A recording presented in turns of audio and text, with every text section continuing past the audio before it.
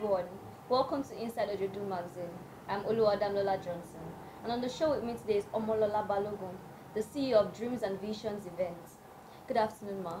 Hi, Damilola. Good Welcome afternoon. to the show. Thank you very Hope you're much. good. Fine. I hope you're good too. I am as well. All right, good. So, Ma, please, can you tell us about yourself, your background, your interests?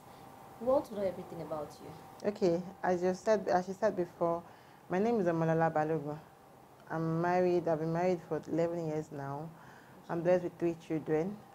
Okay, and like you said as well earlier, I'm into event design. That is basically the major thing about me. That is my passion.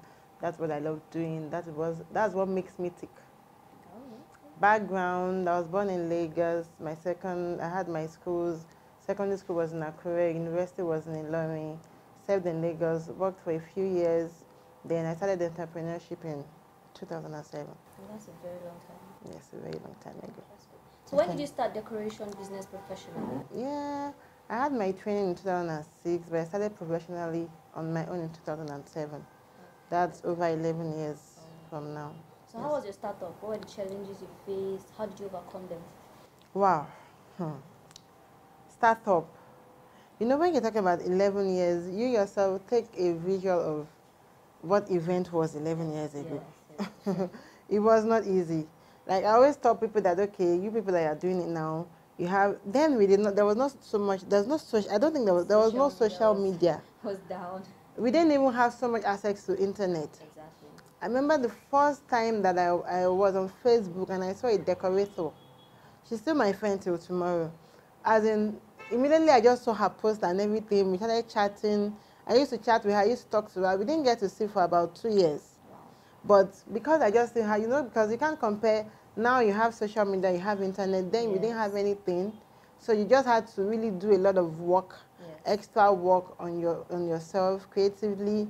You didn't have anybody. So when you didn't have anybody to, like, okay, have as a counterpart. Exactly. Before, the only counterpart I knew then was in Isolo. One was in Isolo while I was in Ojodu. The other one was in Ikorodu while I was in Ojodu. So it was a lot of, it wasn't easy. It wasn't easy at all.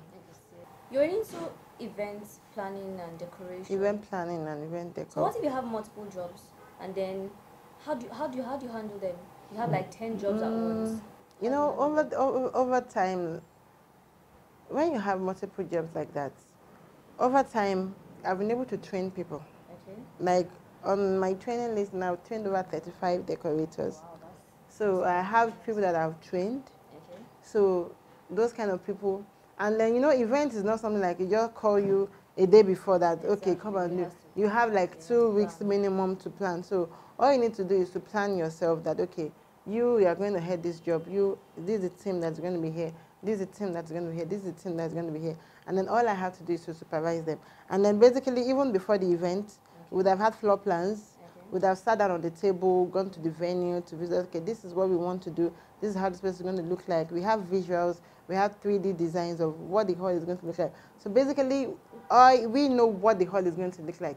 So what we just need to, like, okay, a day before the event, when we are going to set up, this team go here, this team go here, this team go here, this team goes here. But what if, okay, I want an event and I want you exactly to be there. How do you plan it? How do you do that? One person wants I'm still to see the your one face, doing everything. and they want you. They don't just want your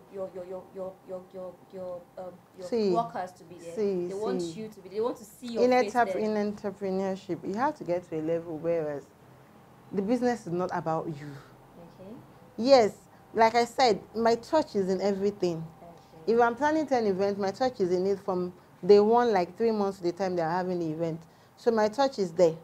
And automatically, I'm just, whatever my workers are bringing out is what I have told them about it. The business should be able to go to supersede you.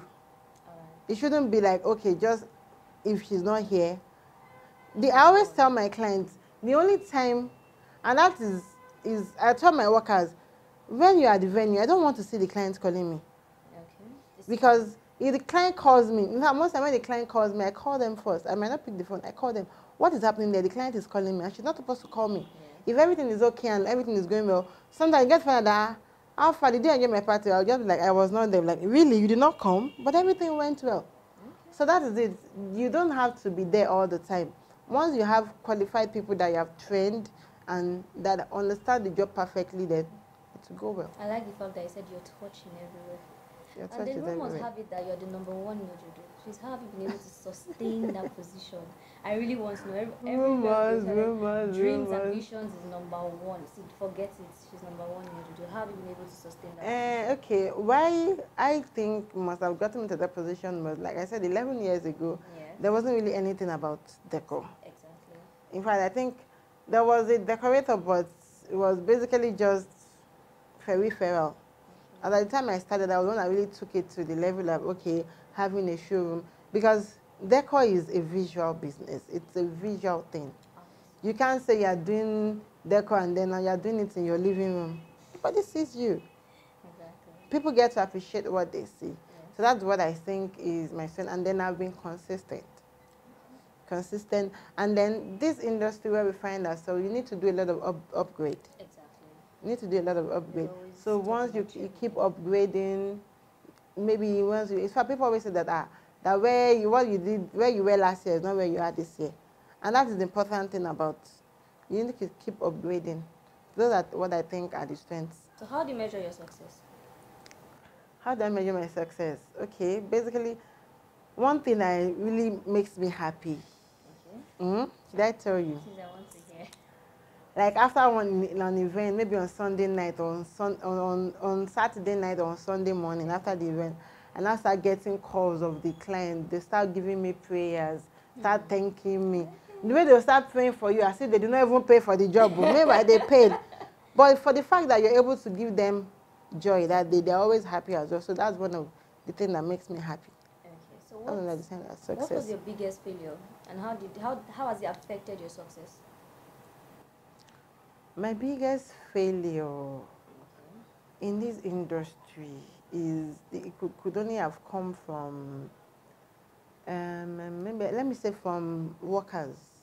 Okay. You know, like this business is not something you can do on your own. This work is not something you can do on your own. You need a lot of manpower. Exactly. So that's been the only challenge I've had, and then how I've been able to conquer it is, even though sometimes it's expensive for me, because you get to see a lot of other people, they do more of contract stuff.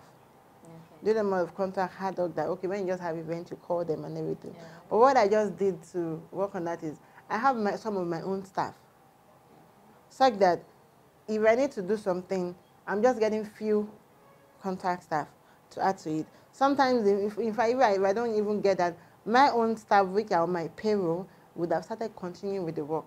And then we just have contract staff to join us. So what did you learn from your failures? What I learned from my failure is I shouldn't rely too much on people that you don't have a hold on.